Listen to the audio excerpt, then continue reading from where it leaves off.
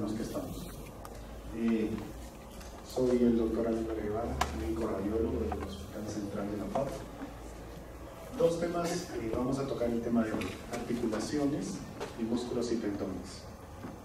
Les voy a pedir que traten de estar un poco atentos. Tiendo a ser insistente en lo que considero importante y lo que suelo preguntar en el examen.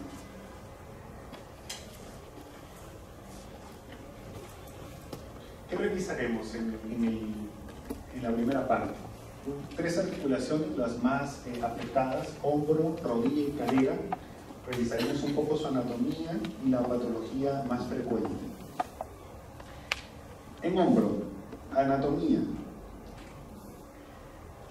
En el caso de las articulaciones, nosotros podemos tener aproximaciones diagnósticas prácticamente con todos los métodos de diagnóstico.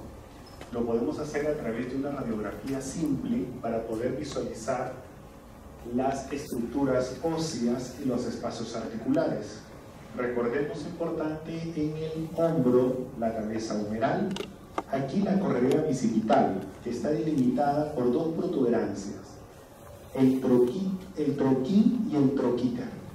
El troquíter más externo, más grande, y el troquín más pequeño y más medial. Por esta corredera bicipital va a discurrir la porción larga del tendón largo del bíceps. Otras estructuras importantes: la apófisis coracoides, la glena, que es el borde articular gleno-humeral, el acromio, que se articula con la clavícula. Y esas son las articulaciones que tenemos en el hombro. En el caso de la tomografía, nosotros podemos ver aquí un reformateo que se llama volume rendering. Son los famosos 3D de tomografía, donde básicamente vamos a poder visualizar las mismas estructuras que estamos visualizando en una radiografía normal. Estos dos métodos son de alto rendimiento diagnóstico para la patología ósea y para evaluar el espacio articular, pero tiene problemas cuando quiere ver las partes blandas, cuando quiere ver tendones, cuando quiere ver ligamentos, cuando quiere ver músculos. Ahí la resonancia magnética tiene mucho mejor rendimiento diagnóstico. La resonancia magnética me va a poder, por ejemplo, visualizar el tendón más importante en el hombro, el tendón supraespinoso. Por supuesto que también me deja ver el resto de las estructuras óseas. El manguito de los rotadores es probablemente la estructura que más se estudia en el hombro, porque es la que más se lesiona, la que es la principal causa del famoso hombro doloroso. El manguito de los rotadores está conformado por 4 músculos y sus respectivos tendones: el supraespinoso, el infraespinoso, el redondo menor y el subescapular. A recordar, el más importante, porque es el que más se lesiona, es el supraespinoso. Va de la fosa supraespinosa y se inserta en el troquíter. Su principal función: abducir y elevar el brazo. Si en la fosa supraespinosa estaba el músculo supraespinoso, en la fosa infraespinosa está el músculo infraespinoso. Va de la fosa infraespinosa, se inserta también en el troquíter y su principal acción es la rotación externa. El redondo menor, también de la fosa infraespinosa pero más hacia el inferior, va también hacia el troquíter y también apoya la rotación externa. Miren que estos 3 primeros se insertan en el troquíter, y el único que no se inserta en el troquíter sino en el troquín es el subescapular. El subescapular tiene como función lo antagonista a los anteriores, es decir, si aquí abducía, él aduce. Si aquí rota externo, él aquí rota interno. En medio de estas dos prominencias óseas está la corredera bicipital, por donde discurre la porción larga del tendón largo del bíceps. Se vuelve intraarticular y se inserta en el borde superior de la glena. La porción corta se inserta en la apófisis coracoides. El tendón supraespinoso que se inserta aquí en el troquín da unas fibras que cubren, le hacen como una suerte de techo a esta corredera, llamándose el ligamento transverso. Este ligamento transverso es uno de los motivos por el cual este tendón largo del bíceps no se sale de esa corredera. Si nosotros viéramos el manguito de los rotadores desde una vista superior, vamos a encontrar acá la clavícula, la espina, el acromio, la fosa supraespinosa donde sale un músculo supraespinoso. Va a insertarse en el troquíter y ahí uno se da cuenta que es lógico que este tendón y músculo lo que haga sea abducir el brazo. En la fosa infraespinosa está el infraespinoso, que también se va a insertar en el troquíter, pero se va a insertar un poco más posterior e inferior, de tal manera que su función no es abducir, sino su función es rotar externo. Más por debajo, y ya sin lograr ver el vientre muscular, solamente el tendón, el redondo menor, que hace una función muy similar al infraespinoso. Hacia adelante, en la fosa subescapular, está el tendón o el músculo y tendón subescapular, que se inserta en el troquí y que hace la rotación interna y la aducción del brazo.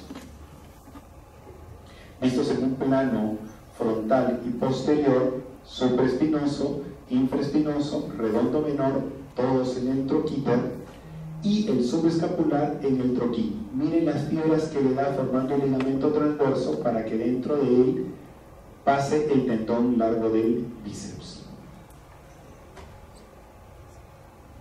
Si hiciéramos una proyección en un cuerpo, más o menos el húmero estaría aquí, aquí estaría la glena y aquí estaría el supraespinoso. En resonancia, todos los tendones, absolutamente todos, se deben de ver de baja señal de forma homogénea en todas las secuencias, sea potenciado en T1, en T2, en densidad postónica, sea un STIR, lo que fuere, se tiene que ver de baja señal. ¿Cómo lo estamos viendo aquí?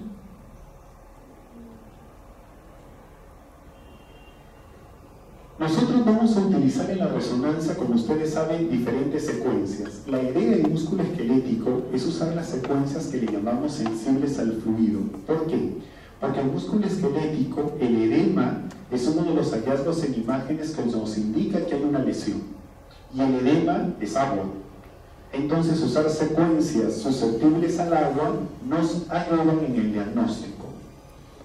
De las secuencias sensibles al agua tenemos T2 supresión grasa, densidad protónica supresión grasa y STIR. De las más usadas, densidad protónica supresión grasa y STIR. ¿Qué otra cosa nos ayuda? Poderlo ver en diferentes planos. Lo vemos en un plano axial, sagital, coronal o incluso en planos oblicuos si queremos seguir una estructura específica. Por ejemplo, aquí tenemos un plano coronal para poder ver el tendón supraespinoso. Recuerden, el más importante, el que pasa por arriba. Y créanme, recuerden, el supraespinoso. En el plano axial vamos a poder ver los otros, el subescapular, el infraespinoso o incluso el redondo menor. La ecografía lo que va a buscar es el patrón fibrilar de los tendones. Ya lo hemos conversado, hay que usar un transductor de alta frecuencia para poder tener la mayor resolución posible. Aunque no logre tener una gran penetración, logra tener una gran resolución. Y los tendones y los músculos tienden a ser superficiales, así que no necesitamos gran profundidad, pero sí gran resolución. Y evaluamos a los tendones tanto transversalmente como longitudinalmente.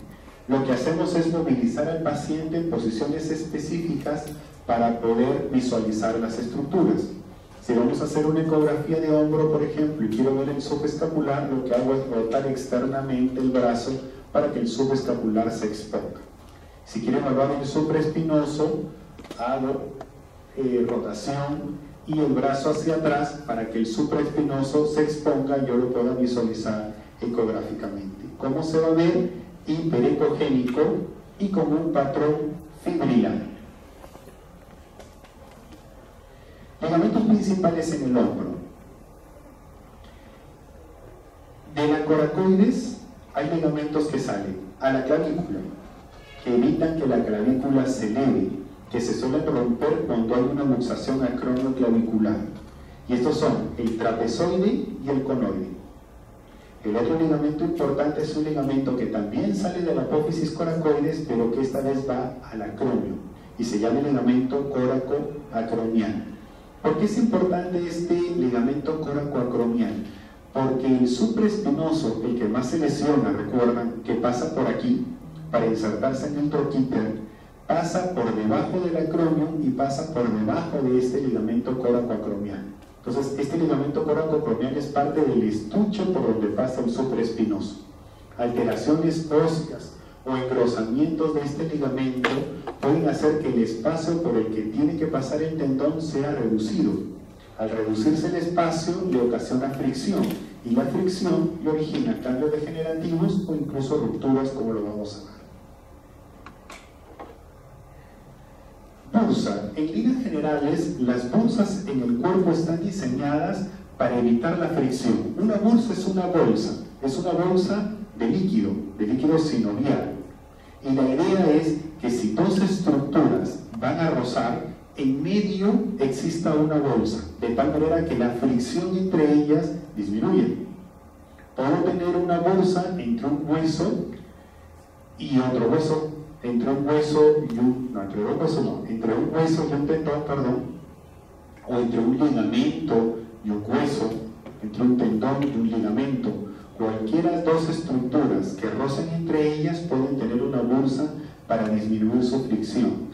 Es el caso de la bursa subacromio subdeltoidea. Es una bursa que descansa, como su nombre lo dice, debajo del acromion y debajo del deltoides, y lo que hacen es que el supraespinoso, cuando yo haga mi movimiento de abducción y aducción, no tenga un rozamiento tan importante sobre el acromion, porque en medio está la bursa. Entonces, su objetivo es disminuir esa fricción para evitar su deterioro progresivo. Habitualmente las bursas no deben ser visibles en los estudios por imágenes, excepto tres: la subacromio subdeltoidea, la infrarrotuliana profunda y la preaquiliana. Cuando una bursa aumenta en líquido, yo la voy a ver como eso, como agua. Si yo tengo una resonancia con secuencias sensibles al fluido, miren, el líquido se parece al líquido articular, de alta intensidad de señal e intensidad protónica. Y si lo veo en ecografía, ¿cómo se ve el agua en ecografía? Anicogénico, ¿cierto? O anecoico. Y efectivamente, así lo vemos, anecoico. Si la bursa no está complicada, si no es una bursitis hemorrágica, si no es una bursitis infecciosa, se va a ver totalmente anicogénico. Labro. El hombro, sin ninguna duda, es la articulación cuyo rango articular es el mayor del cuerpo. Si ustedes se ponen a pensar, no hay ninguna articulación que pueda moverse más que el hombro. ¿Esto por qué? Porque tiene la cabeza humeral, que tiene 2/3 de esfera, y tiene una glena, que es muy pequeña, entonces permite una gran rotación de la cabeza humeral. Pero para ayudarle a la glena, él tiene un rodete, que se llama labro. Ese rodete lo que trata es de aumentar un poco el espacio de contacto con la cabeza humeral y mejorar su congruencia. Este labro, visto en resonancia magnética, es de forma triangular y de baja señal. En ecografía solamente se logra visualizar la región posterior del labro y no tiene un buen rendimiento diagnóstico. Este tiene que ser evaluado a través de la resonancia. La patología más común del tendón: inflamación de la bursa. Porque si bien es cierto, la bursa está para tratar de evitar la fricción entre el hueso y el tendón supraespinoso, ella se puede inflamar. Entonces lo que va a tener es un aumento de líquido, producto de esa inflamación. Puede ir asociado a cambios degenerativos o tendinosis del tendón, valga la redundancia, o incluso rupturas del mismo. Recuerden que pequeñas cantidades de líquido en esta bursa puede ser normal. ¿Cómo se va a ver? Si es líquido, alta señal en T2 o densidad protónica o STIR, y baja señal en T1. Eso es así como se va a ver. Acá hay un error que va a haber una flecha hacia arriba. En ecografía, ¿cómo se debe ver? Anicogénico, excepto si el contenido no es líquido, ¿no? Si el contenido es sangre o si el contenido es pus, obviamente ya no se va a ver anicogénico. Tenemos aquí un momento de líquido en la bursa en una resonancia magnética. Miren la ubicación. Este es el acromio, esta es la cabeza humeral, este es el tendón supraespinoso. ¿Me están siguiendo? Entonces, esta cavidad líquida que está debajo del acromio, debajo del deltoides y encima del tendón es la bursa subacromio subdeltoidea. ¿Se ubican? Les conviene ubicarse. ¿Se ubican? ¿No? ¿Sí? Esto es una resonancia. Esto es una resonancia magnética, es un plano coronal, específicamente es una densidad protónica sobre presión grasa. ¿Ven la cabeza humeral? Esta es la diáfisis, el acromio, la glena, la articulación glenohumeral. Aquí está viniendo el músculo supraespinoso y el tendón supraespinoso. Por fuera está el músculo deltoides y entre ellos un aumento de líquido de la bursa subacromio subdeltoidea. Ahora sí. En ecografía, este es el tendón supraespinoso y miren que tengo una imagen anicogénica como una bolsa. Es la bursitis subacromio subdeltoidea. Tendinosis es un cambio degenerativo del colágeno de los tendones. El principal o el que con mayor frecuencia se ocasiona es el supraespinoso. Da dolor, limitación. Clásicamente el paciente refiere que le duele más de noche, que incluso lo dificulta para dormir de ese lado, llegando incluso a despertarlo. Este cambio degenerativo es habitual en pacientes mayores de 40 años. En la práctica, la verdad, yo lo veo tranquilamente en mayores de 30 años. No tiene una predilección por el sexo, se caracteriza por tener un engrosamiento y aumento de la intensidad de señal en T2 y densidad protónica.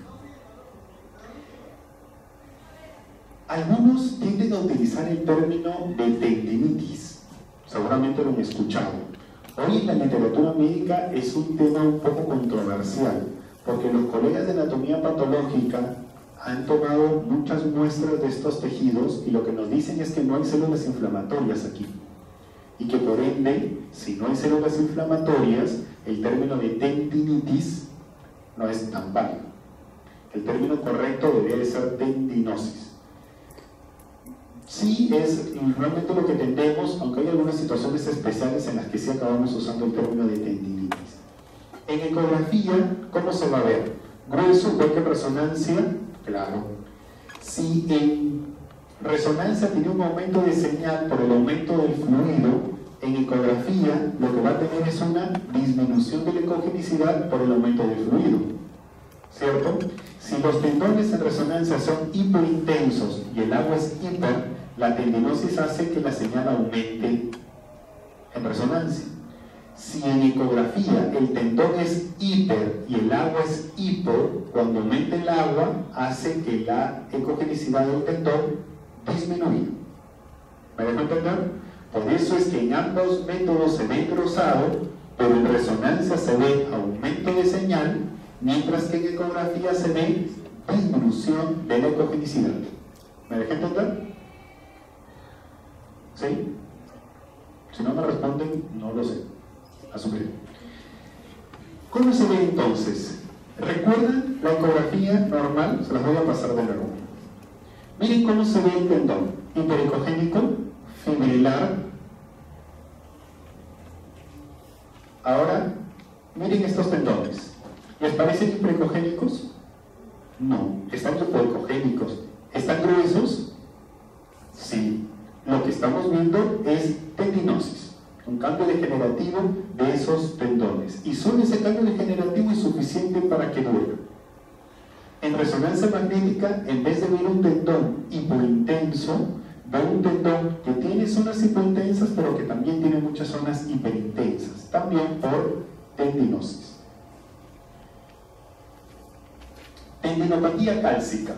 Esto se da por depósitos de hidroxiapatita cálcica, ¿sí? Hay un proceso inflamatorio degenerativo de los tendones, se afecta con mucha frecuencia el manguito de los rotadores, otra vez, especialmente al supraespinoso. Todo le da el supraespinoso, él es el piña, todo le da el supra, ¿ya? 80% de las tendinopatías cálcicas del supraespinoso. La ecografía suele ser suficiente e incluso suele ser mejor que la resonancia magnética. Y otra vez, algo que siempre les digo en la sede, no necesariamente la resonancia es mejor en todo, ¿sí? Uno tiende a pensar que el método más caro, el más sofisticado, es siempre mejor. Muchas veces sí, pero a veces no. Esta es, por ejemplo, una buena excepción. En tendinopatía cálcica, la ecografía puede ser superior a la resonancia magnética. Lo solemos ver en la quinta o sexta década de la vida. Hagamos otra vez el ejercicio. Si es tendinopatía cálcica, si es depósito de calcio, ¿cómo se ve el calcio en resonancia? Hipointenso, en todas las secuencias, ¿verdad? Entonces en resonancia se van a ver hipointensas. ¿Cómo se ve el calcio en ecografía? Hiper, ¿cierto? ¿Qué otra característica suele tener el calcio? Sombra acústica, ¿verdad? Entonces, ¿cómo se va a ver en ecografía? Hiperecogénica. Y si tiene cantidad suficiente de calcio, puede llegar a dar sombra acústica. ¿Cómo se ve el calcio en radiografía? ¿Cómo? ¿Cómo se ve? Radio opaco, ¿cierto? De las 5 densidades que ustedes conocen en rayos, la cuarta en intensidad es el hueso. ¿Recuerdan? Aire, grasa, partes blandas, hueso y metal. Entonces, de hecho que se ve radio opaco. Y así lo vamos a ver. Esta es una ecografía. El húmero, el tendón supraespinoso, y miren esta imagen en semiluna con sombra acústico. ¿No nos recuerdan los cálculos vesiculares? ¿Verdad? Obviamente no es un cálculo vesicular, porque está dentro del tendón supraespinoso, pero sí es una calcificación. ¿Qué hace entonces una calcificación dentro del tendón supraespinoso? Es una tendinopatía cálcica. ¿Me dejan entender? ¿Cuánto chupes el lapicero? En supraespinoso, en una radiografía, yo no lo veo. Yo no veo el tendón en radiografía, eso lo dijimos, ¿verdad? Pero yo sé que el tendón supraespinoso pasa por aquí o no, ¿cierto? Porque se inserta en el troquíter y pasa debajo del acrónimo.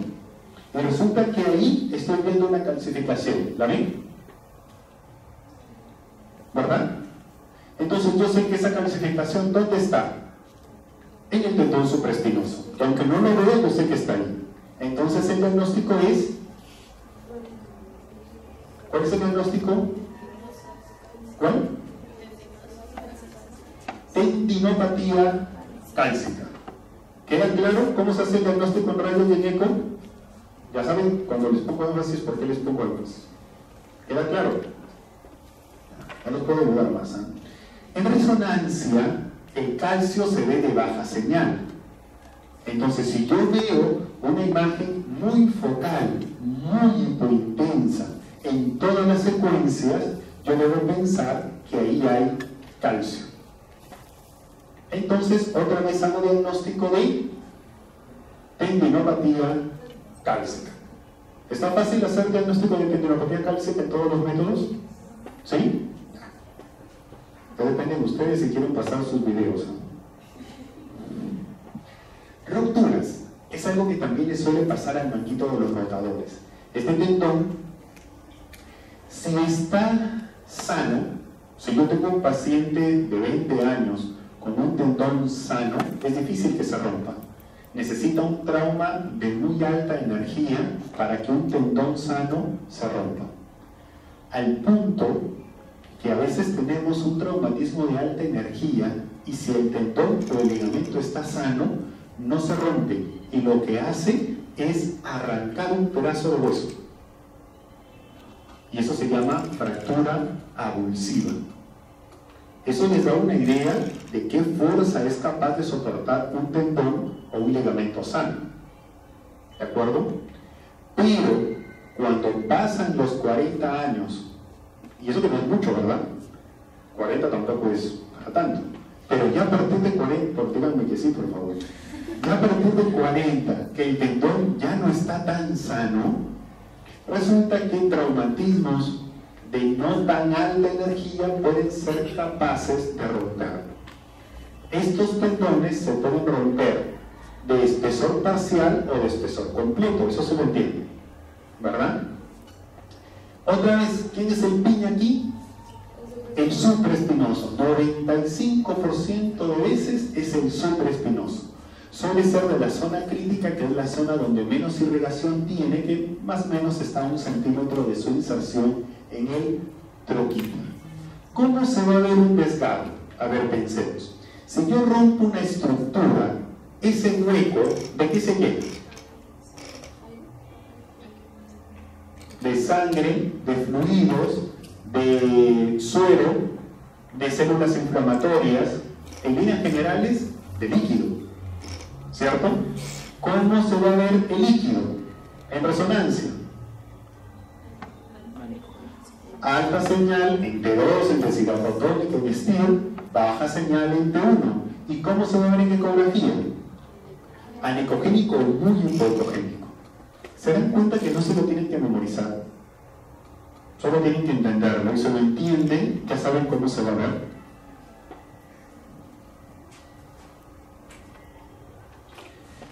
Este sería un esquema de un desgarro de espesor parcial, ¿sí? Que puede ser superficial o profundo, no importa, no vamos a llegar a ese nivel de detalle, pero sí que puede ser o comprometerlo parcialmente. Miren en la resonancia, se dan cuenta que aquí está el tendón y miren el espacio lleno de líquido, ¿lo ven? Ah, pues era un desgarro de espesor parcial del tendón supraespinoso.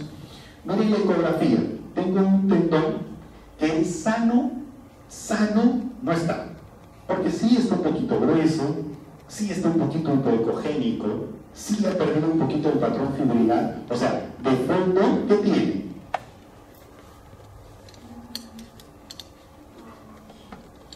¿Qué tiene de fondo? Tendinosis. ¿De acuerdo? De fondo, este tendón tiene tendinosis, pero encima de la tendinosis tiene una imagen. ¿De qué característica? Anecogénica. Entonces, ¿qué traduce? Una ruptura, un desgarro de espesor parcial. ¿Estamos de acuerdo? ¿Se nota cómo se ven los desgarros? El desgarro puede no ser de espesor parcial, puede comprometer prácticamente a todo un tendón y el tendón retraerse. ¿Sí lo entienden? A ver, si yo tengo un tendón que son muchas fibras y se rompen algunas fibras, el tendón no se viene, ¿verdad?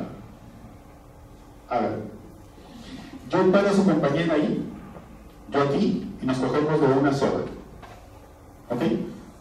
Mientras la soga no se rompa, ninguno de los dos se cae. La soga puede empezar a romperse, a romper algunas fibras. ¿Nos caemos? No. ¿Cuándo nos vamos a caer? Cuando todas las fibras se rompan. En el tendón es lo mismo.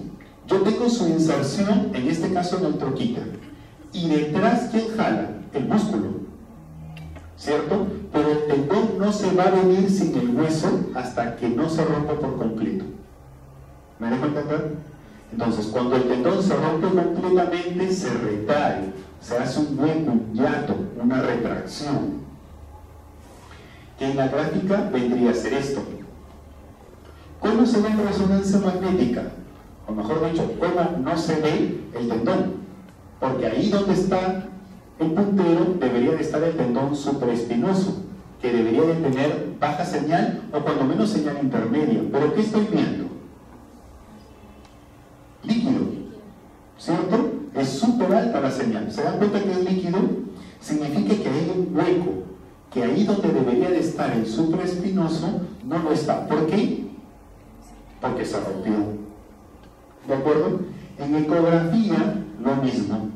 debería de tener, o tengo aquí la cabeza humeral y aquí debería de estar el tendón, que debería de ser más o menos de una ecogenicidad como esta. ¿Pero qué tengo?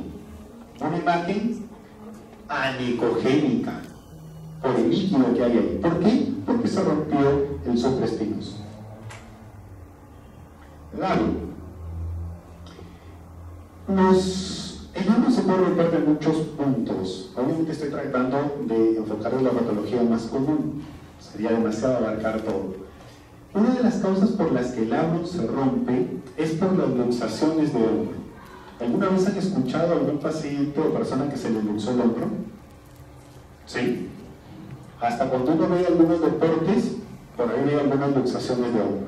Bueno, el hombro es el 95% de las veces hacia anterior. A ver, el húmero respecto de la glena se puede luxar hacia anterior o se puede luxar hacia posterior. El 95% de las veces se luxa hacia anterior. ¿Ya? El 50-70% de las veces en menores de 30 años. ¿Por qué? Porque las luxaciones suelen ser traumáticas, suelen ser por accidentes de tránsito o por deportes, suelen ser traumáticos y afectan con mayor frecuencia ¿a quién? A los hombres. ¿Por qué? ¿Por qué es un factor de riesgo? Pues no, porque suelen hacer deportes de mayor contacto, porque manejan más moto, ¿sí? Entonces ese es el factor de riesgo porque es más frecuente en los hombres, no porque tenga una configuración cápsula ligamentaria diferente. Lo que va a pasar es esto. Yo tengo la glena y tengo la cabeza. Si entienden la imagen, es como vista desde arriba. ¿Sí? Tengo la glena, la cabeza, y lo que va a pasar es que la cabeza se sale hacia anterior. Pero cuando la cabeza se sale hacia anterior, todos los músculos tratan de contraerse por el dolor. Y lo que hacen es que la cabeza humeral se golpee con la glena. ¿Me dejo entender?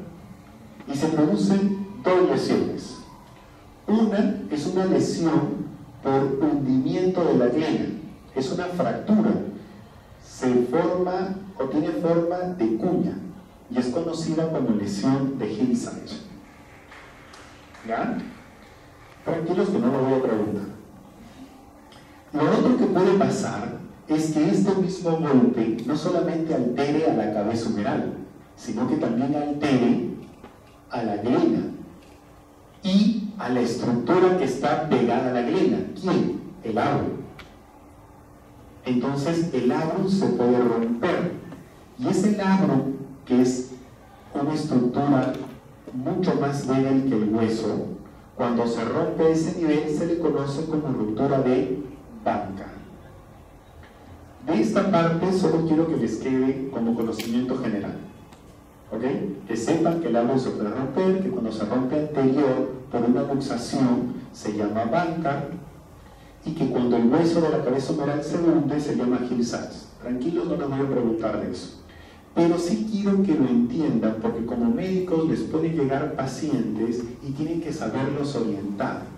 ¿Cuál es el problema? Que una vez que el labrum se rompe, queda mucho más complaciente. No sé si me dejo entender. Es mucho más fácil que la cabeza humeral se vuelva a luxar por ahí. Entonces nos llega a la consulta o los estudios por imágenes pacientes que tienen 3, 4, 5, 7 luxaciones de cabeza humeral. Y cada una con dolor y con traumatismo y con mayor lesión. Probablemente tenga una lesión del bancar que tienen que reparar para evitar que la cabeza se siga luxando.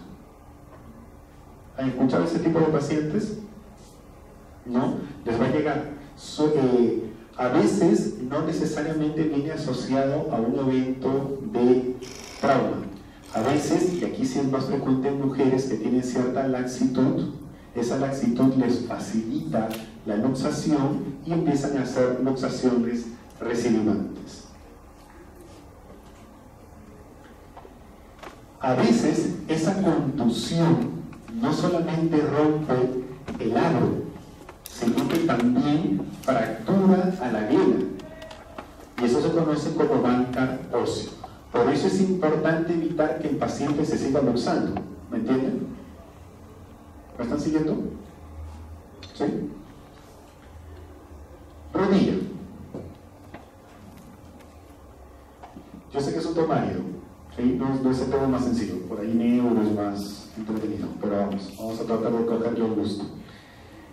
Otra vez, en rodilla, yo puedo ver huesos en rayos, huesos en tono, huesos en resonancia, pero la resonancia me suma ligamentos, tendones, cartílago, todas las partes blandas. La anatomía de la rodilla, yo estoy seguro que ustedes la manejan mucho mejor, no hay mucho, fémur con sus cóndilos, la tibia con los platillos tibiales, el peroné, el fémur que se articula con la patela que se articula con el fémur. Meniscos, de ellos se han escuchado, ¿verdad? Los meniscos son como unos amortiguadores en la rodilla. Distribuyen la carga del fémur cuando se asienta en la tibia. ¿Sí? Estos son dos, medial y lateral, arbitrariamente se dividen en cuerpos y cuernos. En lo importante, otra vez, en resonancia, ¿cómo se ve? De baja señal en todas las secuencias. Y tienen esta forma triangular. Han escuchado mucho porque las lesiones meniscales son muy frecuentes en deportistas y en pacientes no deportistas, ¿sí? La cirugía meniscal es una cirugía muy común. El ligamento cruzado. ¿Han escuchado de los cruzados? Está el jugador tal que se dobló la rodilla y se rompió el cruzado. ¿Lo han escuchado? Es un ligamento que se rompe mucho, es un ligamento que discurre desde el cóndilo femoral lateral, va oblicuamente a insertarse adyacente a la espina tibial anterior. Si ustedes ven su distribución, se van a dar cuenta cuál es su función. Su función es evitar que la tibia se vaya hacia adelante. ¿Se dan cuenta? ¿Ven la distribución? ¿Sí? Si está insertado aquí en el fémur y está insertado aquí en la tibia, si la tibia se va para atrás, el ligamento no lo puede evitar. Pero si la tibia se va hacia adelante, este ligamento lo evita. Entonces, su principal función es evitar la traslación anterior de la tibia. Por eso es que clínicamente, cuando lo estudien, van a encontrar un signo que se llama el cajón anterior. ¿Estudiaron ya eso? ¿No? ¿Todavía no se enseñó? ¿No? El cajón anterior es una prueba clínica tratando de desplazar la tibia hacia anterior. Si se desplaza, uno piensa que el ligamento cruzado anterior se rompió. ¿Ya? En resonancia magnética se logra evaluar sumamente bien. ¿Cómo se ve si es un ligamento de baja señal en todas las secuencias? Existen otros ligamentos que también podemos evaluar, como el ligamento colateral medial. Tendones, como el tendón del cuádriceps o el tendón pretuliano. ¿Recuerdan? El tendón del cuádriceps es un tendón muy fuerte que básicamente compromete todos los músculos de la región anterior del muslo, el recto anterior, el vasto intermedio, el vasto lateral y el vasto medial. Todos se juntan y se insertan en el polo superior de la patela. Por debajo de la patela, el tendón pretuliano que se acaba insertando en la tuberosidad anterior de la tibia. Se puede ver hipointenso en ecografía e hiperecogénico y fibrilar en ecografía. Resonancia y ecografía. ¿Qué patología vamos a ver en la rodilla?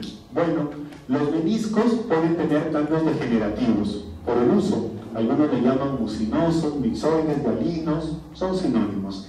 Y básicamente, ¿qué ve uno? Alteración de la señal. Si deberían de verse hipointensos, uno ve aumento de señal. Pero a veces puede llegar a tener una ruptura meniscal, como lo están viendo aquí. ¿Sí? Se ve muy hiperintenso y son las famosas rupturas meniscales. Tranquilos que tampoco voy a preguntar de esto. ¿Ya? Solamente para que lo sepan. Hay diagnósticos que obviamente va a tener que hacer el radiólogo, pero quiero que sepan que existen los métodos para el diagnóstico. ¿Me entienden? Ustedes no pueden ser médicos y que alguien les consulta, ¿qué examen me hago para descartar una ruptura meniscal? Y ustedes no sepan. ¿Sí me dejan entender? El método sería resonancia magnética. Ruptura o esguince de los ligamentos. Los ligamentos, al igual que los tendones o incluso los músculos, se dividen en 3 grados o rupturas: grado 1, grado 2 o grado 3. El grado 1 es una distensión. ¿Lo han escuchado? Solo es una distensión. Es que es un desgarro grado 1. Es un desgarro parcial, significa que ya fibras se rompieron, pero que otras todavía están continuas. Grado 3, ruptura completa. ¿Qué significa? Que ninguna fibra quedó presente. ¿Sí? Esta clasificación de esguinces de los ligamentos o ruptura de los ligamentos es válido para todos los ligamentos: el cruzado anterior, el cruzado posterior, el colateral medial, el colateral lateral, el ligamento húmero radial, en fin, absolutamente cualquier ligamento de cualquier articulación se aplica exactamente la misma clasificación.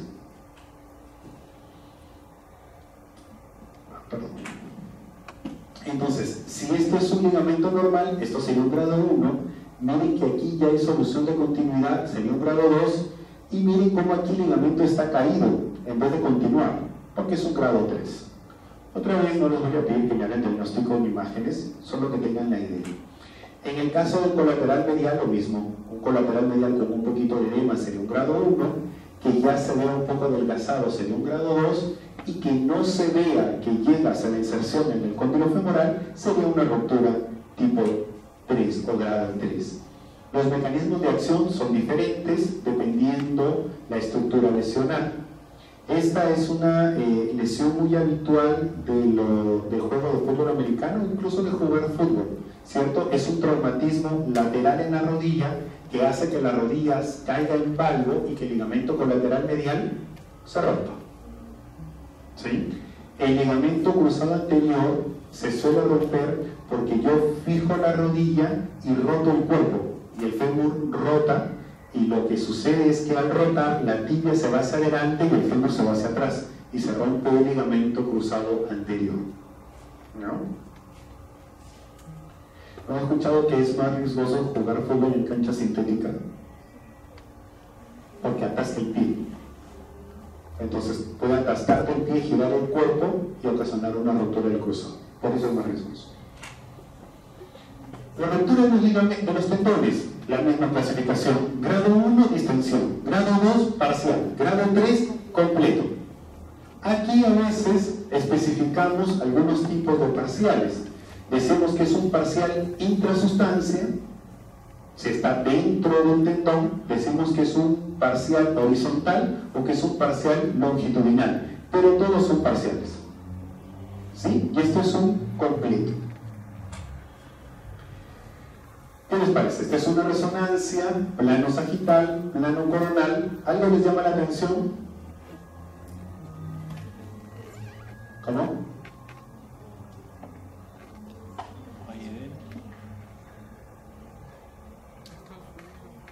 ¿Alguien falta? ¿Quién falta? ¿Quién? ¿Perdón? ¿La patela? La patela está ahí. ¿Perdón? ¿Qué tendones tiene la patela? Por debajo, el tendón rotuliano. ¿Y por arriba? El que no está. El tendón del cuádriceps. Este es un paciente que trabajaba poniendo estos letreros de propaganda, ¿sí? Y le cayó en la rodilla. Llegó a la resonancia y miren lo que tenía. ¿Sí? Traumático. Artrosis. ¿Han escuchado la artrosis? ¿Cierto? Es un cambio degenerativo de la articulación. La artrosis se ve con los mismos signos en cualquier articulación. Es idiopática, suele ser en mayores de 50 años, es degenerativo y destructivo del cartílago. ¿Qué se ve? Destrucción del cartílago, disminución del espacio articular, esclerosis, osteofitos, quistes, y así se ven todas las articulaciones. Las articulaciones que más artrosis hacen son las articulaciones de los miembros inferiores. ¿Por qué? Porque soportan más carga. ¿Me dejo entender? ¿Sí? ¿Quiénes sufren más? La rodilla en primer lugar, luego la cadera y el tobillo. No es habitual que uno encuentre artrosis de codo. Sí hay artrosis de codo, pero es mucho menos frecuente que las artrosis de los miembros inferiores. ¿Ok? ¿Ven ustedes el espacio articular totalmente disminuido? La esclerosis de los bordes, los osteofitos, todos son signos de artrosis. ¿Fácil el diagnóstico de artrosis? ¿Sí? Ese sí es un diagnóstico que de médico general ustedes tienen que hacer obligados. Eso sí lo tienen que mirar bien. Lesiones osteocondrales. Las lesiones osteocondrales son lesiones que comprometen, como su nombre lo dice, el hueso y el borde articular. Puede ser una fractura osteocondral o una osteocondritis disecante. No voy a entrar en la discusión de la diferenciación fisiopatológica, porque radiológicamente se parecen mucho. Y básicamente lo que uno va a ver es una muesca, un hueco. No sé si lo logran ver. ¿Sí? Que vendría a ser la representación de esto. En radiografía a veces puede ser un poco difícil de ver, pero en resonancia obviamente se ve más fácil. Ven aquí el efecto, el efecto, el efecto y el efecto. Obviamente hay grados que no pretendo que ustedes revisen, pero sí que sepan que las lesiones osteocondrales son defectos que comprometen el hueso y el cartílago, clásicamente en zonas de carga. La rodilla es un sitio donde vemos mucho, el tobillo es otro sitio donde vemos mucho. Esto puede producir mucho dolor porque es la zona de carga, y si no se repara, el paciente va a artrosis y la situación empeora. Bursitis, otra vez, es inflamación de las bolsas. Hay muchas bursas en la rodilla. Yo quisiera que ustedes recuerden la bursa prepatelar, las bursas infrarrotulianas superficiales y profundas y la bursa de la pata de ganso. ¿Han escuchado esas bursas? Son las más comunes. Vemos muchos pacientes con esto. ¿Cómo se van a ver? Aumento de líquido. ¿Cómo se ve ese aumento de líquido? Alta señal en T2, otra vez me veo la flechita, y baja señal en T1. ¿Cómo se ve en ecografía? Anecogénica, salvo que tenga sangre o infección. ¿Cierto? Algunos, por ejemplo, le llaman a la bursitis prepatelar la bursa de misionero, si mi memoria no me engaña. Porque cuando están de rodillas, rezando, se inflama la bursa. Entonces se ve mucho en este tipo de pacientes. Y aquí tenemos, ¿ven? Una bursitis prepatelar, una bursitis infrarrotuliana profunda, una bursitis infrarrotuliana, superficial y esta profunda. Esta es una bursa menos común, la bursa del ligamento colateral medial. Y aquí tenemos una bursitis de la pata de ganso. Esto produce muchísimo dolor, muchísimo dolor. Cadera. Otra vez, hueso, se puede ver en rayos, en tono, resonancia también de huesos, pero suma, labro, cartílago, ligamentos, tendones y todo lo demás. Patología. Artrosis. ¿Cómo se va a ver? Miren, comparen la cadera derecha con la cadera izquierda. ¿Ven aquí el espacio articular? ¿Lo comparan? Totalmente disminuido. Miren la densidad del hueso, esclerosis. Miren cómo los bordes es definido. Miren cómo hay quistes.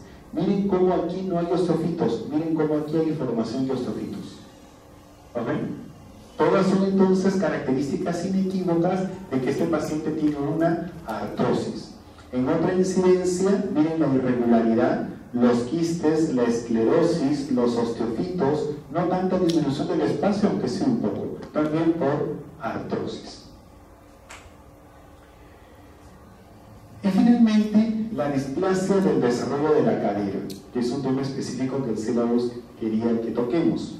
Existen varios términos: displasia de caderas, luxación congénita de caderas, inestabilidad de caderas, desplazamiento del desarrollo de las caderas, aunque hoy se agrupan todas en el término displasia del desarrollo de caderas. Este es un espectro de anomalías que afecta el desarrollo o la formación de la cadera infantil. Lo que pasa es que el acetábulo, ¿sí?, que es el receptor de la cabeza femoral, no se forma adecuadamente y puede hacer que la cabeza no quede en la ubicación adecuada y tienda a luxarse o subluxarse. Esto sería una congruencia adecuada entre la cabeza femoral y el acetábulo. Puede ser inestable, es decir, que haya cierto movimiento pero que la cabeza todavía esté en su sitio. Puede ser que la cabeza se salga pero que todavía tenga contacto con el acetábulo, o sea que está subluxado. O puede ser incluso que la cabeza se salga totalmente del acetábulo y que estemos frente a una luxación. Incidencias. Las caderas luxables son de 1 de cada 1000 recién nacidos. Existe un claro predominio por el sexo femenino, 8 casos a 1. Suele ser mayor en los caucásicos que en los de raza negra. Hay mayor incidencia del lado izquierdo, aunque pueden ser bilateral hasta en el 30%. 1 a 2% de los recién nacidos pueden tener estas caderas luxables. De ellos, el 60% se hacen estables a la semana. Miren, 60% se reducen solo. 90% a los 2 meses, con o incluso sin tratamiento. Miren lo que les estoy diciendo, 90% de las caderas luxables de los recién nacidos se resuelven solos a los 2 meses. Al año, la mayoría son normales. La incidencia final es de 0.15%. ¿Cuál es el problema? Que si no los detectamos, podemos tener problemas así. Entonces, si yo tengo un niño y le diagnosticamos displasia de cadera, es mejor tratarlo, ¿sí?, para mejorarle la chance de cura. Es verdad que si no lo toco, igual lo más probable es que se cure solo. Pero si yo intervengo, le mejoro la probabilidad de cura. Porque si no mejora, las consecuencias son catastróficas. ¿Han tenido la oportunidad de ver una persona adulta con displasia de cadera? Es complicado porque tiene una deformidad importante de la articulación, hace una artrosis importante, camina con mucho dolor, está limitado, acaba casi postrado. En realidad es limitarle la vida a un paciente. Por eso es importante el diagnóstico, a pesar de una incidencia relativamente no tan alta. Entonces, un diagnóstico precoz permite una resolución completa de las alteraciones con un tratamiento conservador. La duración del tratamiento es inversamente proporcional a la precocidad con que se instaura. Es decir, cuanto más rápido lo detecto, menos tiempo tengo que tratarlo. Y eso es bueno, ¿sí? Entonces, todos los esfuerzos están encaminados a hacer un diagnóstico precoz, idealmente en los primeros meses de vida. Cuando ustedes hagan pediatría, les van a enseñar a hacer estas maniobras, las maniobras de Ortolani y de Barlow. Son maniobras clínicas para tratar de detectar un clic en la cadera del recién nacido. Si estos signos dan positivos, ese niño debería de ir al estudio para ver si tiene o no displasia de cadera. Si estos signos son negativos, termina el estudio. Estas pruebas están protocolizadas en la atención primaria del recién nacido. Es decir, cuando el niño nace, se le hacen estas pruebas. Como se le hacen una serie de pruebas, ¿no? Se ve que el ano sea permeable, que las fosas nasales sean permeables, que no tenga paladar hendido, que las orejas sean permeables. Se hace una serie de revisiones protocolares en un recién nacido cuando uno lo atiende. Eso lo van a estudiar en pediatría. Entre ellos se hacen las pruebas de displasia. Si salen positivas, bueno, tenemos que hacer estudios. ¿Qué me ayuda? Ver la simetría de los pliegues. Si uno nota los pliegues glúteos, por ejemplo, asimétricos, es más probable que tenga un problema. ¿Qué utilidad tiene el método o los métodos de diagnóstico por imágenes? Si yo tengo un paciente de menos de 3 meses, el examen es ecografía. Y si tengo de más de 3 meses, el examen es radiografía. Y esto como médicos generales también lo tienen que saber, porque ustedes van a estar en su CERU, van a hacer la atención del recién nacido. Bueno, a veces hacen todo, atienden al parto y también atienden al recién nacido. De repente su paciente tiene las maniobras de Barber o de Ortolani positivo, y ustedes van a decir, ¿qué tenía que pedir? Si mi paciente tiene menos de 3 meses, ¿qué pido? Ecografía. Y si tiene más de 3 meses, lo que se pide es radiografía. Ventajas de la radiografía: la disponibilidad. Hay equipos de rayos X en casi todos los sitios. El costo: es un método muy conocido, muy aceptado, tiene muy buen rendimiento diagnóstico después de los 3 meses.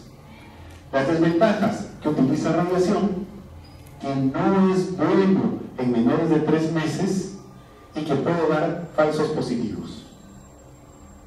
¿Qué significa un falso positivo? Que la prueba me dé positiva cuando realmente mi paciente no está enfermo.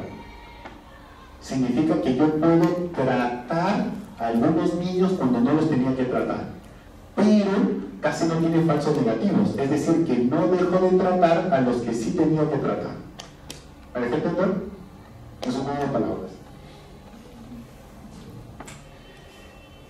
¿Cómo voy a hacer mi estudio por radiografía? Y aquí sí los quiero súper atentos, ¿sabes? Porque esto sí lo van a hacer como médicos generales.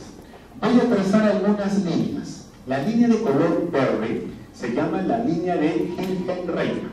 Esta línea va a pasar por el borde inferior de los acetábulos. ¿Lo ven?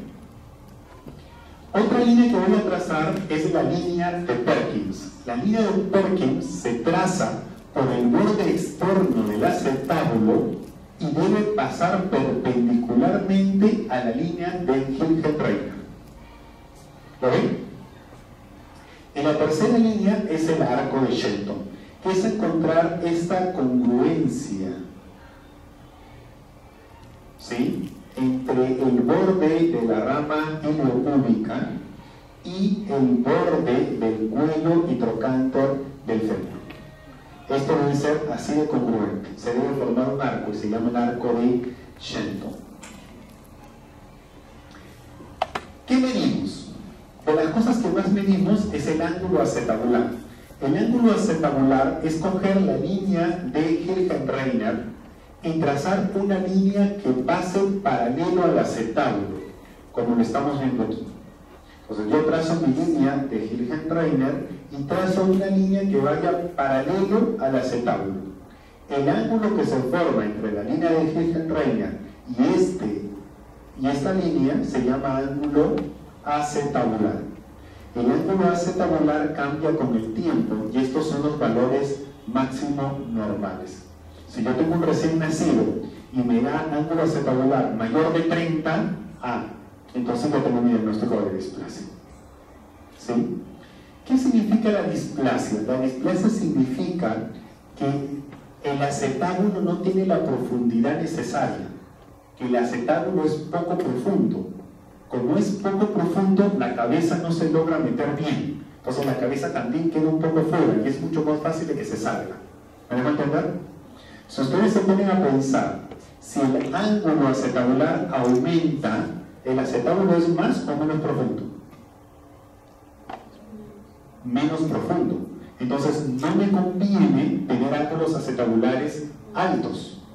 Me conviene tener ángulos acetabulares bajos. Porque cuanto más bajo significa que es más profundo, y cuanto más profundo, más metida está la cabeza, y si más metida está la cabeza, menos inestable es.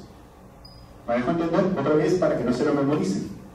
¿De acuerdo? Los ángulos obviamente van variando según la edad, incluso hay cambios más específicas según sexo.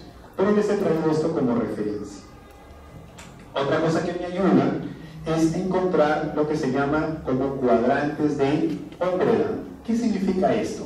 Recuerden que había una línea de Hilgen-Reiner y que había una línea de Perkins. Esas dos líneas que son perpendiculares entre sí forman 4 cuadrantes. El superinterno, superexterno, infrainterno, infraexterno.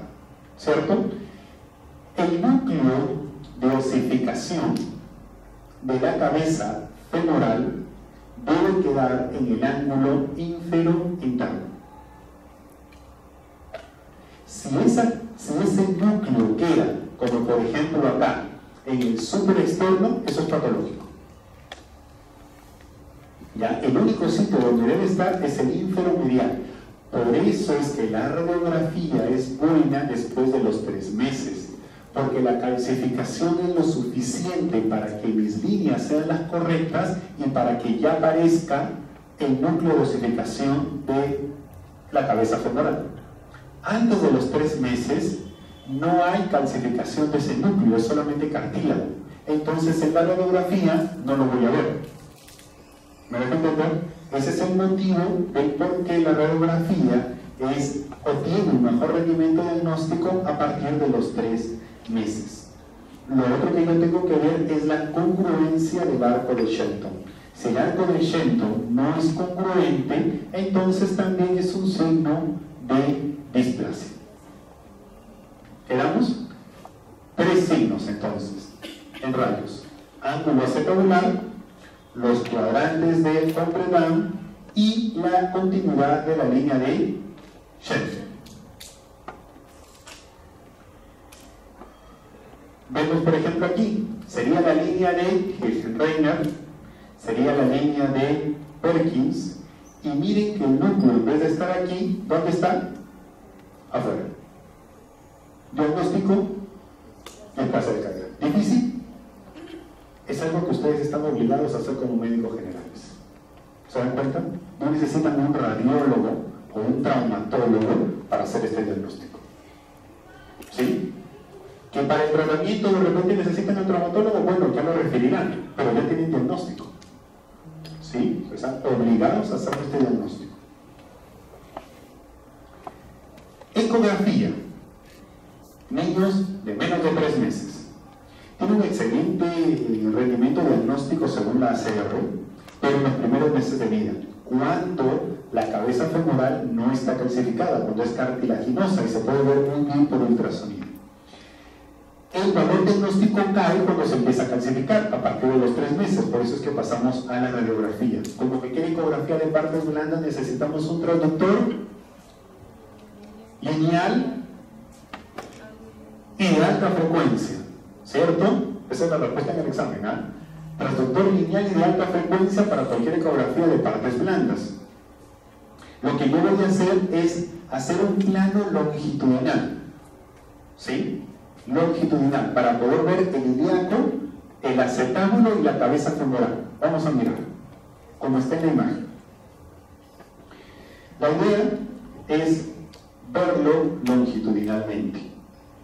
¿Sí? Poder ver la cabeza y el ilíaco. Esta es una pieza anatómica, esta es la diáfisis del fémur, esta es la cabeza del fémur, que no está osificada, es totalmente cartilaginosa, y este es el ilíaco. ¿Lo logran entender? ¿No? A ver, esto es como si fuera un corte coronal, como si yo le hiciera una tajada así. ¿Ya? Y lo que estoy viendo acá es la diáfisis del fémur, la cabeza femoral, el acetábulo y el ilíaco.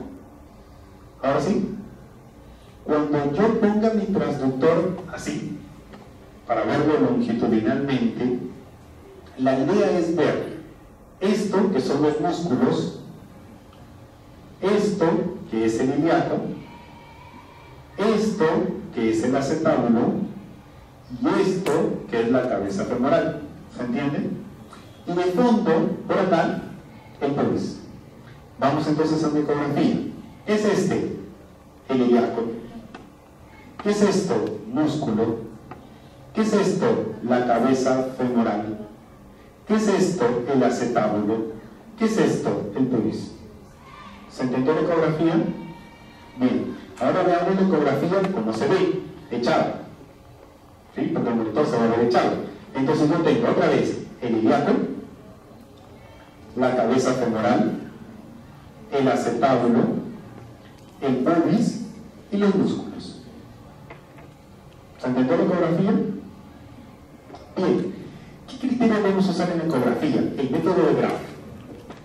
¿En qué consiste? Consiste que una vez que yo tengo esta imagen, lo que voy a hacer es trazar una línea longitudinal que siga al ilíaco. ¿Ya? Voy a trazar una línea que siga al acetábulo y una línea que siga a la cabeza. El ángulo entre la línea del ilíaco y el acetábulo se llama alfa. Y el ángulo entre la línea del ilíaco y la cabeza femoral se llama beta.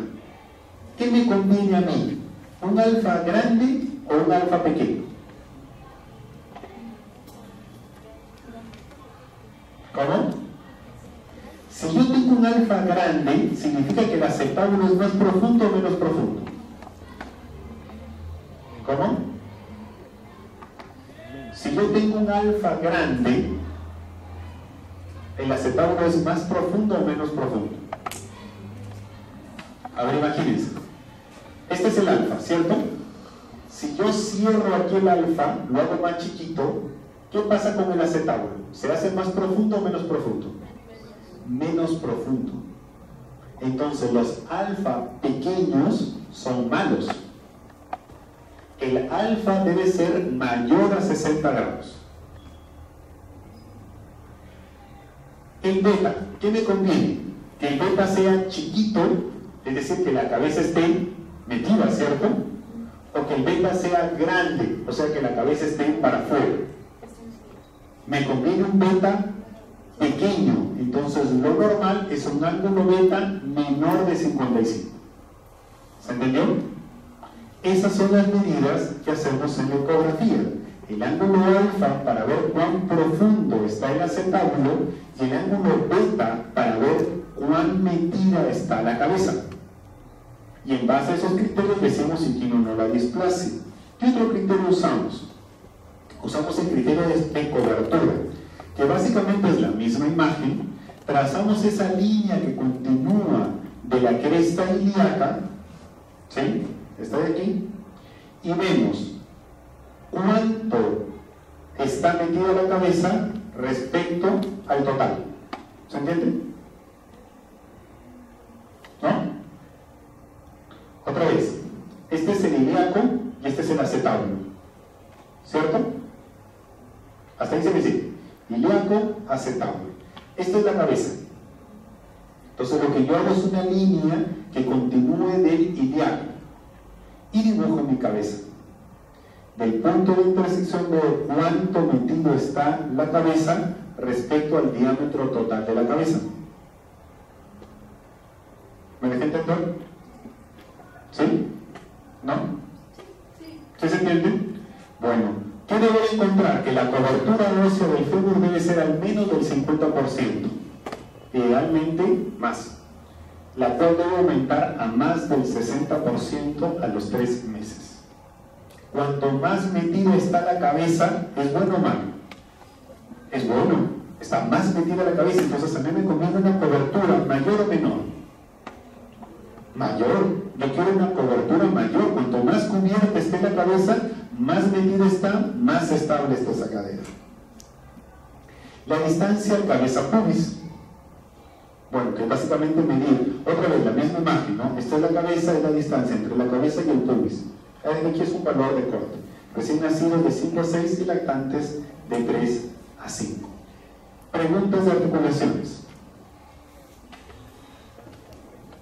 ¿No? Ya. So, ahora nos dices que la segunda clase es muchísimo más corta. Y más fácil. Hablemos de músculos y tendones. ¿Qué vamos a ver? Su anatomía, qué métodos de estudio vamos a utilizar y los patrones de afectación más común por resonancia magnética: edema, infiltración grasa y masa. Vamos a mirar. Anatomía.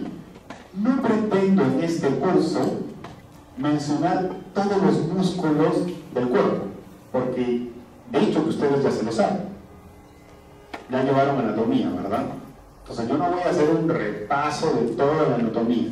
Solo recordar que en el brazo, en la cara anterior, los músculos más importantes son el bíceps femoral y el braquial. En la parte posterior está el tríceps.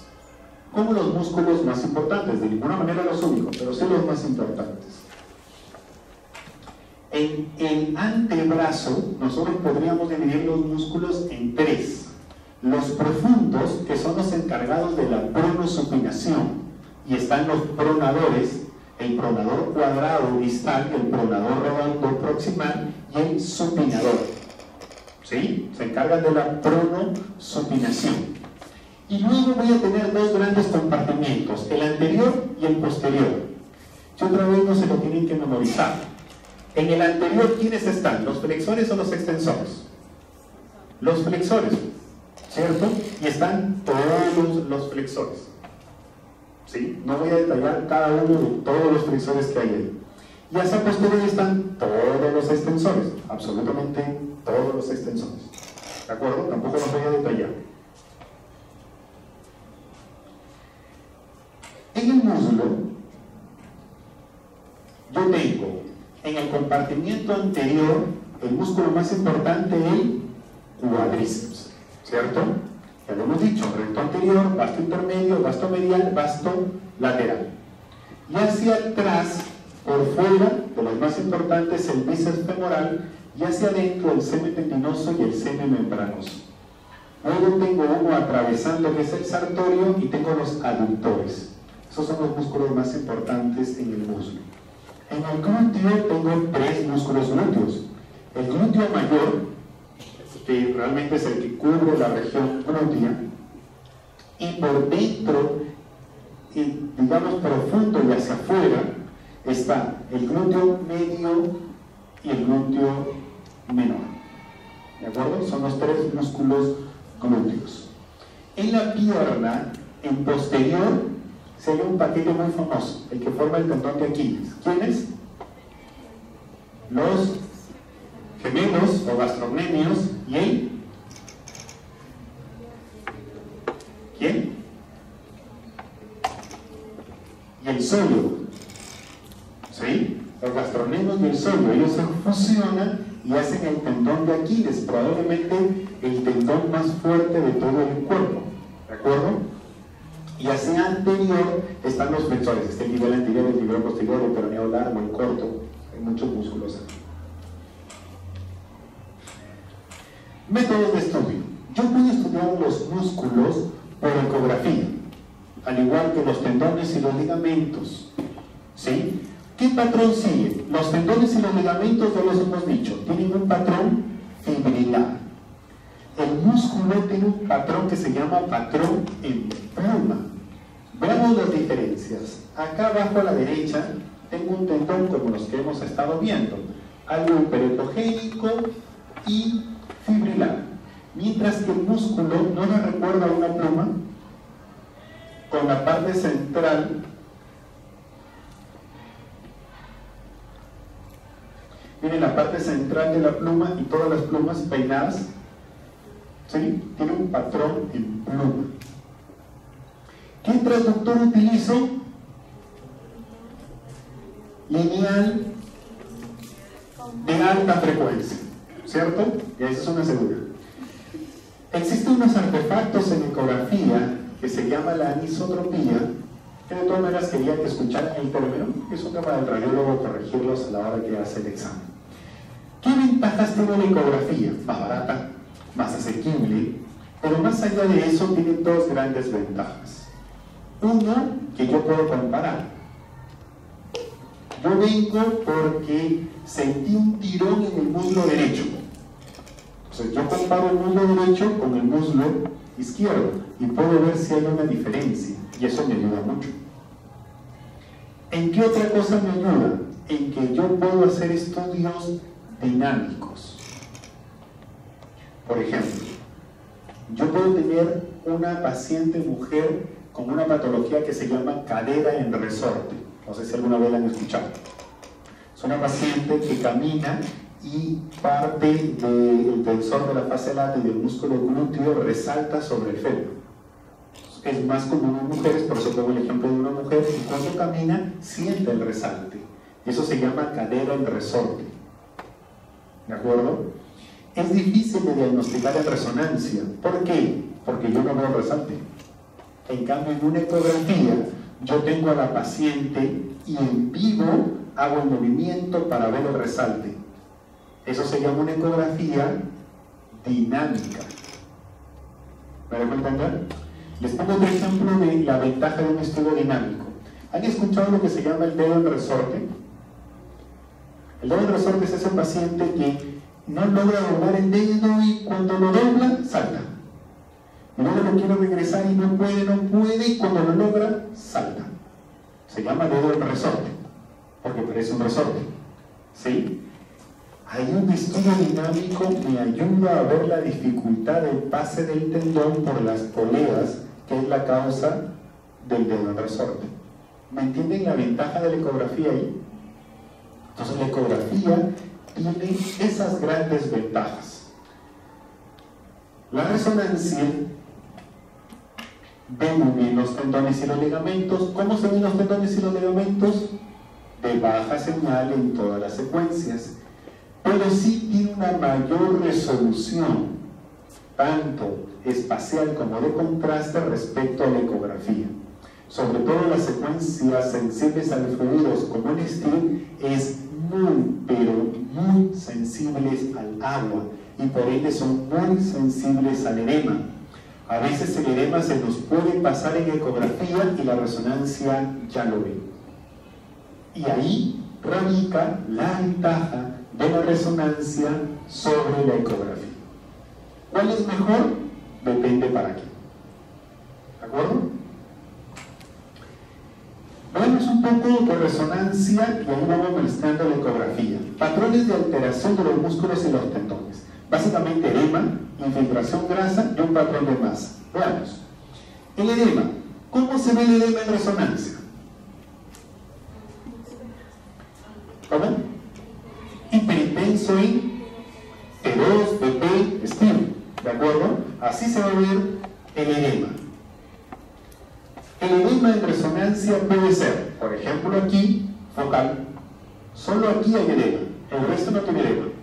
O puede ser difuso. Miren cuántos músculos tienen edema. Y según eso, a mí me ayuda a pensar en uno u otro diagnóstico. Aquí, como en toda la radiología, pero probablemente este sea uno de los ejemplos donde es más insistente, la clínica me ayuda a hacer diagnóstico. ¿Sí? Es decir, yo puedo tener edema del músculo y ese edema está originado por diferentes causas y la historia me hace pensar en una u otra posibilidad. Yo les voy a poner ejemplos rápidos para que me entiendan. Yo tengo edema del músculo recto femoral. ¿De acuerdo? Si yo les cuento que estaban jugando y me dieron una patada en el muslo, ese edema es edema contusivo. ¿Cierto o no? Por la contusión. Si yo les digo que estaba jugando fútbol y cuando iba a hacer un pique sentí un tirón y ven edema, ese edema es... ¿Qué es ese edema? Si ustedes ven un jugador de fútbol que va a correr y se coge el muslo y se tira, ¿qué dicen que le pasó? ¿Qué le pasó? ¿Cómo?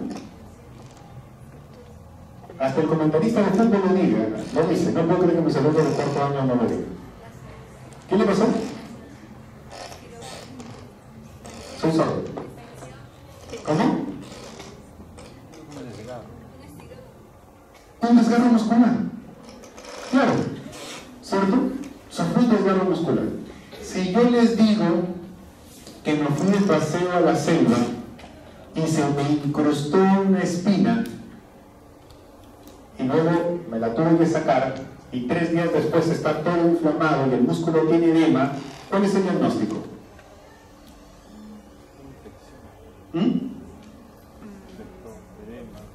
¿Cuál es el diagnóstico?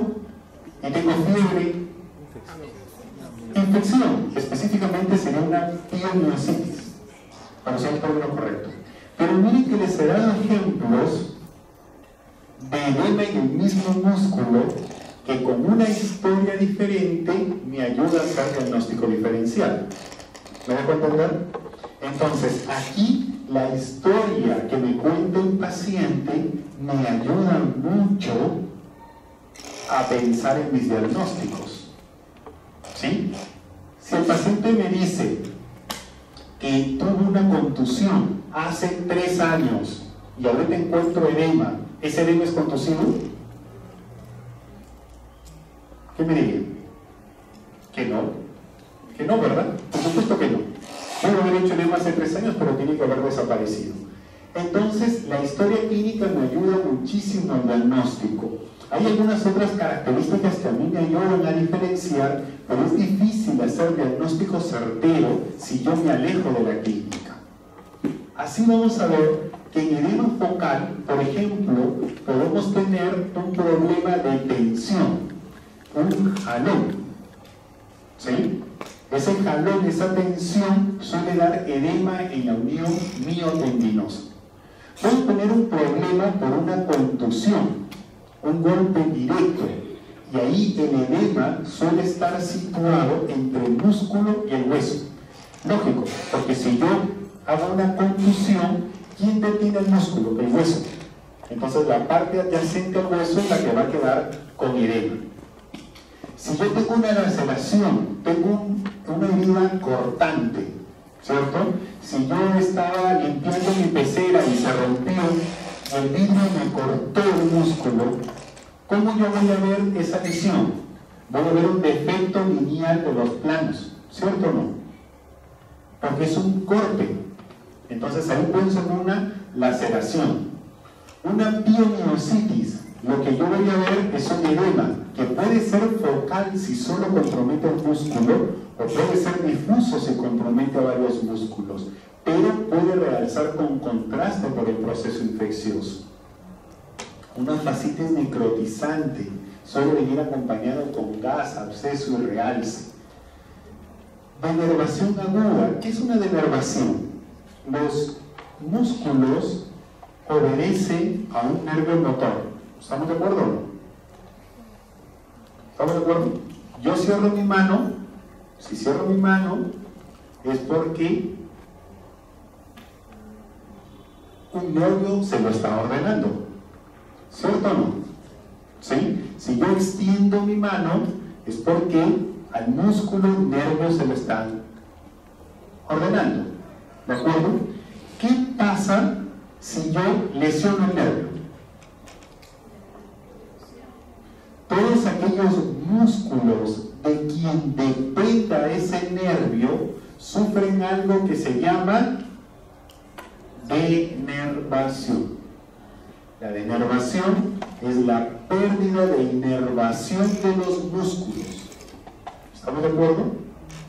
Cuando la denervación es aguda, el músculo sufre edema. Ahora, aquí hay una característica. Cuando un músculo se denerva todo el músculo. Si yo voy a denervar el supinador, todo el supinador se denerva, no se denerva un pedacito, porque el supinador no está inervado, un pedacito de un nervio y otro pedacito de otro nervio. Tiene una sola inervación. ¿Me dejo entender? Entonces se denerva todo el músculo. Y lo otro es que si, por ejemplo, yo me rompí o me lesioné el mediano, ¿qué músculos se denervan? Todos los que dependan del mediano. ¿Me dejo entender? Cuando esa denervación es crónica, y vamos a ver un poco más adelante, lo que va a pasar es atrofia. Radiación. Han visto seguramente pacientes que tienen un cáncer, se les da una radiación y se les hace un campo de radiación, ¿verdad?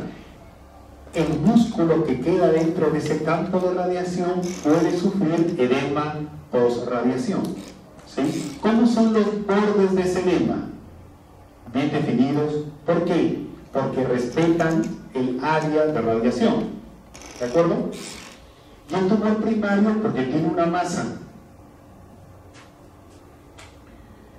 Veamos, contusión. Es un edema muscular que no tiene que tener interrupción de fibras. Porque si tiene interrupción de fibras, tienes una contusión. ¿Qué es? Un desgarro. ¿Cierto? Entonces, es un edema sin interrupción de fibras. ¿Y qué tiene que haber? antecedente de trauma. Por ejemplo, una mujer de 21 años con una tumoración palpable tras traumatismo que tenía edema en el músculo rectofemoral. Este sería el ejemplo. ¿Sí? Desgarro muscular. Los desgarros musculares ya les había adelantado. Son de 3 grados, grado 1, grado 2, grado 3. Grado 1, distensión o desgarro miofibrilar. Grado 2, o parciales. Grado 3, o completos o totales. En el grado 1, simplemente hay un edema sin erupción de las fibras.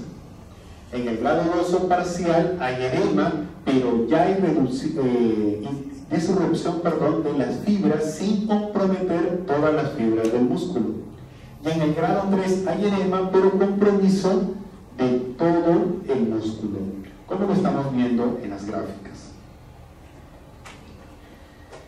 Esto sería entonces un edema por un desgarro miofibrilar. Esto sería un grado 2, porque miren, además del edema, ven que hay una zona donde el músculo ya no continúa, pero hay músculo que sí continúa. Entonces es un desgarro parcial. Y aquí es un desgarro completo. Miren, aquí está el cabo proximal y aquí está el cabo distal del músculo. Todo el músculo se ha roto por completo. Esto es un desgarro grado 3. ¿Cómo se vería en ecografía? Lo mismo. El edema es agua y el agua en ecografía se ve hipo o anecogénica. Entonces, si yo en un músculo empiezo a encontrar focos de zonas hipoecogénicos, significa que tiene edema. Entonces eso sería un desgarro grado 1. Si yo ya encuentro un defecto anecogénico focal, entonces sería un grado 2. Si yo encuentro el músculo retraído y todo lo demás es líquido, probablemente un hematoma, entonces yo ya tengo un desgarro grado 3. No solamente los músculos pueden sufrir estas rupturas, también los tendones. Aquí tenemos una ruptura completa de los tendones isquiotibiales en su inserción en el isquio. Ven cómo estos tendones que deberían de estar pegados al isquio se han separado y se han roto completamente. Esto será un desgarro tendinoso, no muscular. Grado 3, ¿cierto? Completo. La laceración. ¿Qué tengo que tener? El antecedente de una herida, lacerante, cortante. Puede estar asociado a gas, a edema, a hematoma. ¿Qué voy a encontrar? Edema en el lugar del traumatismo y discontinuidad de las fibras a ese nivel. Miren, esta es una laceración focal de la unión miotendinosa del músculo tibial anterior. ¿Ven cómo está totalmente seccionado y retraído? ¿Qué tengo que tener? El antecedente de la lesión. El edema, como les decía, también podría ser multifocal o difuso. Y aquí, un ejemplo, el dolor muscular de inicio tardío. Yo estoy seguro que todos en algún momento de su vida han tenido dolor muscular de aparición tardía. A ver, ¿quién en su vida en algún momento no ha intentado empezar a hacer ejercicios? ¿Cierto? Ir al gimnasio. Algunos le llaman la enfermedad de la primavera. Es más común en mujeres, que en la primavera, cuando se acerca el verano, se da cuenta de que no era el abrigo, sino era la comida. Entonces decide que tiene que bajar de peso. Va al gimnasio o empieza a hacer una actividad física súbita, intensa. Y 1 o 2 días después no puede ni sonreír, porque le duelen todos los músculos. ¿Qué hicieron? Dolor muscular de aparición tardía. Ese es el diagnóstico médico.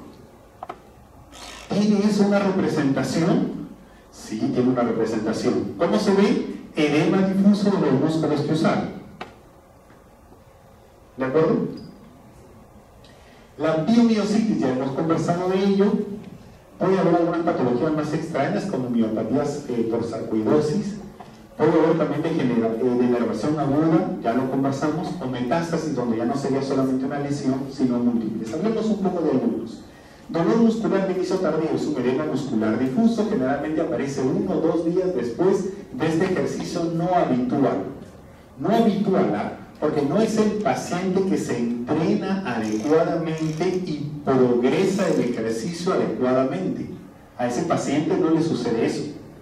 Es el paciente que no sabe cómo hacer ejercicio y que súbitamente quiere hacer lo que no hizo en su vida.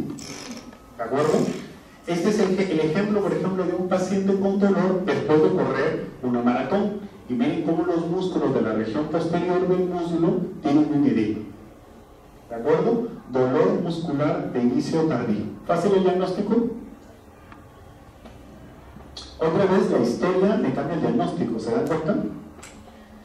Piomiositis es un edema muscular, aumento del tamaño, líquido, pero tiene una clínica. ¿Cuál es la clínica?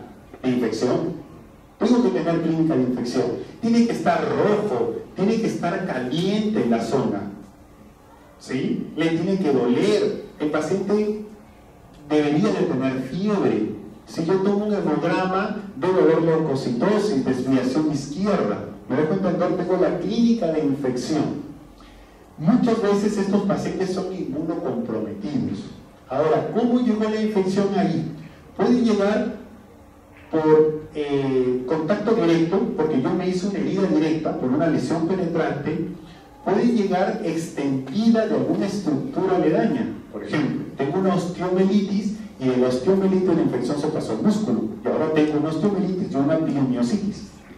O porque yo tenía un absceso en el tejido celular subcutáneo y la infección profundizó hasta llegar a los planos musculares y se convirtió en una piomiositis. Pero también puede llegar por vía hematógena, es decir, no tener una alteración aledaña y vía sanguínea llegar la bacteria, insertarse y producir la piomiositis. ¿Cómo se va a ver? Edema difuso. ¿Cómo se va a ver? Realce a la administración de la sustancia de contraste. Y la historia de infección. Denervación. Ya les he comentado, es un daño de un nervio que va a producir cambios musculares de aquellos músculos de quien dependen de ese nervio. ¿De acuerdo? Los músculos que dependen de ese nervio. Es agudo si es menos de 2 semanas y puede incluso ser o pasar inadvertido a la resonancia. Pero después de las 2 semanas, lo que yo voy a ver es una hiperintensidad tipo edema de los músculos de quien depende. ¿De acuerdo? Esto puede persistir hasta 1 año.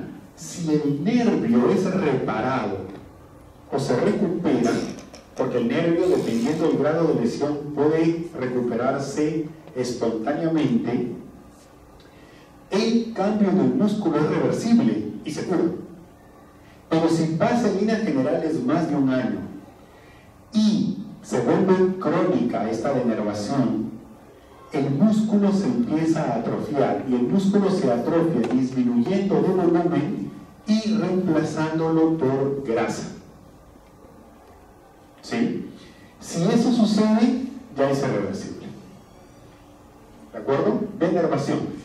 Suele haber una correlación clínica electromiográfica. La electromiografía es una prueba de electricidad de la llegada a los músculos. Lo hacen los colegas neurólogos y obviamente se correlaciona.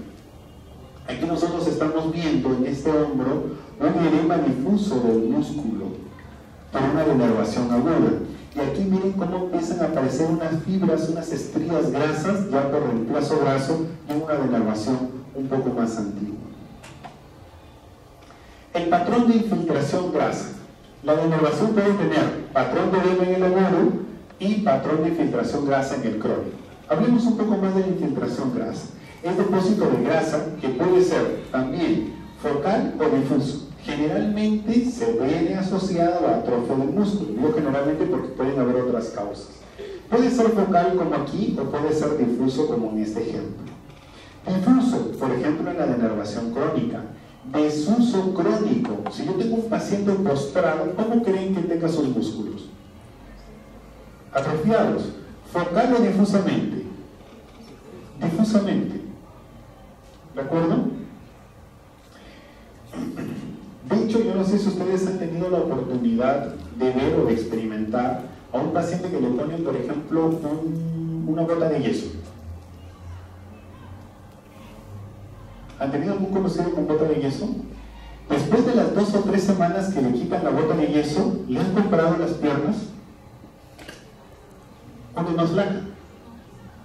Y es notable. ¿Por qué? Porque se empieza a atrofiar rápidamente por el desuso crónico. ¿De acuerdo?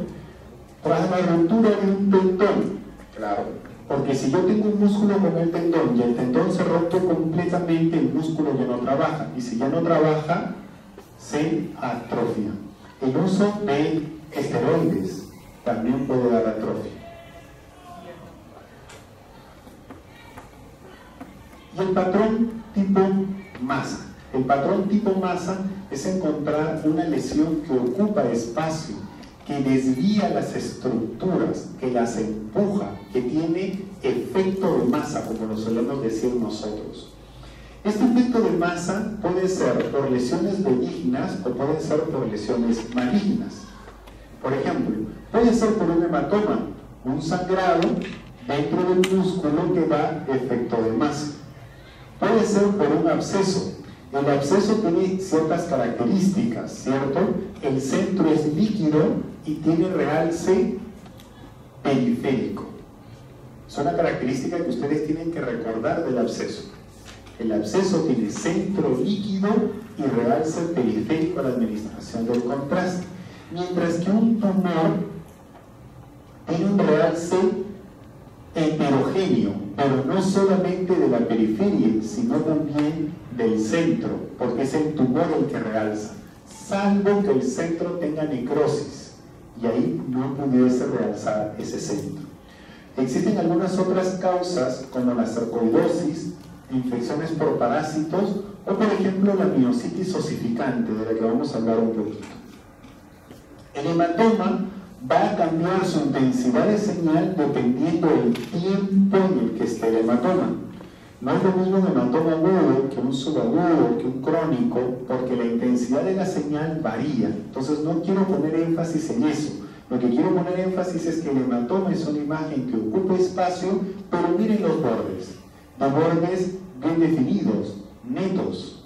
No infiltra el músculo. Eso habla de que esto es benigno. ¿De acuerdo? ¿Cómo se vería un hematoma por ecografía? La parte más líquida ecogénica, pero los coágulos hiperecogénicos. La miositis osificante.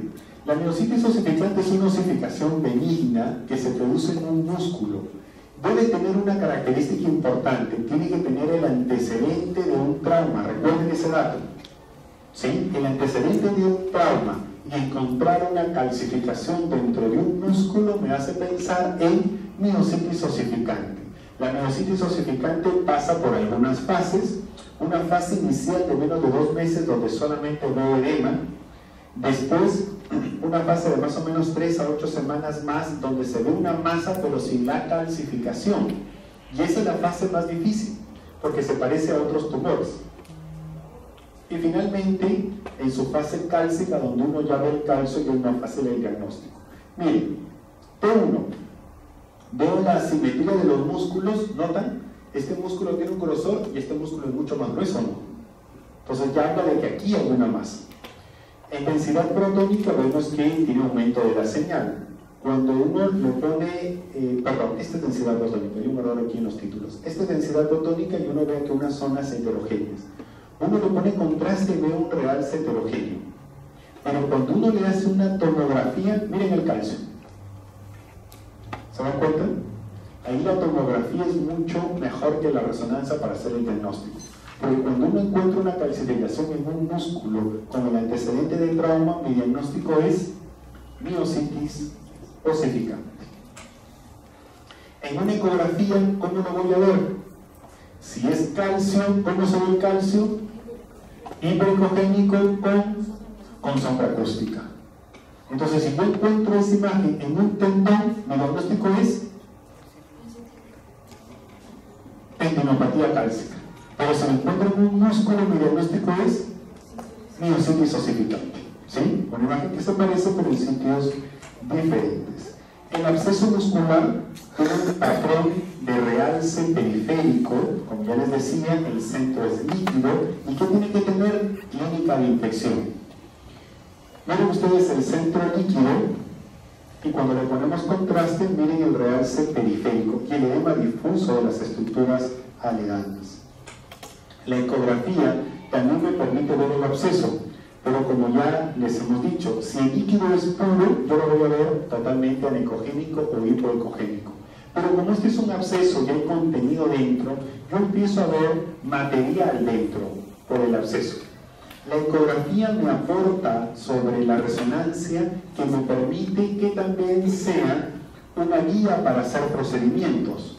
Por ejemplo, yo aquí tengo una imagen donde un médico está viendo un absceso por ecografía y con visión directa y en tiempo real está ingresando una aguja a ese absceso para poderlo drenar. Eso es parte del intervencionismo. ¿Preguntas? ¿Ninguna? ¿Ok? Suerte en el examen. Doctor, ¿podría preguntar en el